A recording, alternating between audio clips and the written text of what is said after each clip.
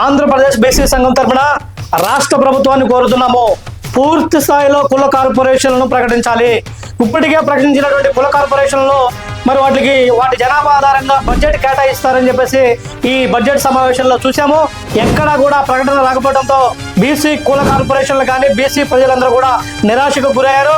వెంటనే రాష్ట్ర ప్రభుత్వం సప్లిమెంటరీ బడ్జెట్ కింద అయినా సరే వారి జనాభా ఆధారంగా బీసీ కార్పొరేషన్లకు బడ్జెట్ కేటాయించాలి.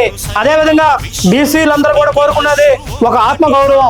మీరు ఇప్పటికే కొన్ని కార్పొరేషన్లు ప్రకటించకపోవడం వల్ల ప్రజలలో ప్రభుత్వం పట్ల వ్యతిరేకత వస్తుందన్న విషయాన్ని రాష్ట్ర ముఖ్యమంత్రి నారా చంద్రబాబు నాయుడు గారు గమనించాలి. ఎందుకంటే కొన్ని కులాలు ప్రకటించకపోతే ఇది మా ఆత్మగౌరవ సమస్య, ఒక కులానికి ఇచ్చారు మాకు ఎందుకు ఇవ్వలేదనే ఆలోచనలో వాళ్ళంతా కూడా బీసీలు ఆలోచిస్తున్నారు. కాబట్టి బీసీ కార్పొరేషన్ల మీద ముఖ్యమంత్రి చంద్రబాబు నాయుడు గారు వెంటనే రివ్యూ నిర్వహించాలి.